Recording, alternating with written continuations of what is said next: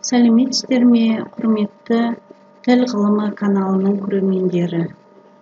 Сіздердің назарларыңызға бүгін қалыптастырушы бағалау тәсілдері туралы ақпаратты ұсынғым келеді.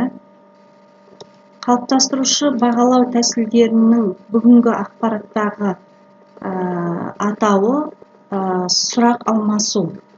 Яғни сабақ барысында оқушылардың өткен тақырыпқа байланысты бір-бірімен немесе мұғалім мен оқушының арасындағы сұрақ алмасуды жүргізудің негізінен бірнеше тәсілі бар. Сол тәсілдердің ішінде допты лақтыру тәсілі, серпілген сауал тәсілі, сұрақты қағып ал тәсілі деген атаулармен беріліп жүр.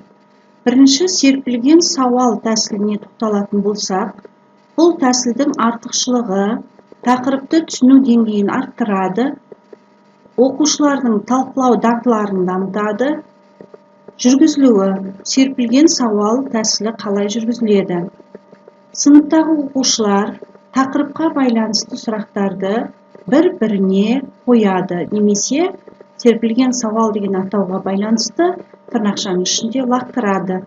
Бұл мысалға мынадай түрде жүруі мүмкін: Айгүл, күрделі мүше мен үйірлі мүшенің ұқсастығы не деген сияқты сұрақтан басталады. Егер тақырып осы күрделі мүшеге немесе үйірлі мүшеге қатысты болса, осы сұрақтан бастауға болады. Айгүл жауап беріп, сұрақты келесі оқушыға жеткізеді. Мысалы, ол: Марат, күрделі мүше мен үйірлі мүшенің айырмашылығы туралы не айтасыз? Марат жауап бергеннен кейін келесі оқушыға сұрақты жалғайды. Самат, Мараттың сұрағын қалай толықтыруға болады? Немесе сұрағыма қосыласыз ба деген тәрізді. Осылайша сыныптағы оқушылардың әрқайсысы өткен тақырыпқа байланысты материалдарды сұрақ беру формасында қаншалықты түсінгендігін анықтауға мүмкіндік болады, әрі материал қайталанады, бекітіледі. Серпілген сауал тәсілінен бөлек сұрақ алмасудың тағы бір тәсілі бұл допты лақтыру деп аталады. Допты лақтыру тәсілінің ерекшелігі бұл теориялық сұрақтарды бағалауға және тілдік мақсаттардың орындалуына көмек береді. Қалай жүргізіледі? Мұғалім допты лақтырып сұрақ қояды. Мұғалімнің лақтырған добын қағып алған оқушы сұраққа жауап береді, және ол допты лақтырып келесі өзінің сұрағын қояды. Егер сұраққа қағып алған оқушы жауап бере алмаса, допты басқа оқушыға береді.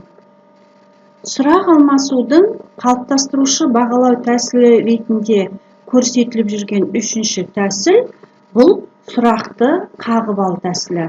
Сұрақты қағып ал тәсілінде сұрау үдерісіне кинестикалық сипат беріледі, яғни сезіну арқылы жүзеге асады.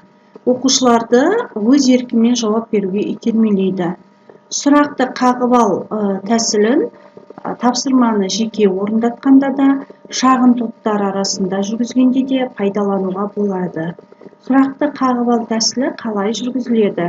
Мұғалім сұрақ қойған кезде оқушыларға бұршақ салынған қапшықты лақтырады.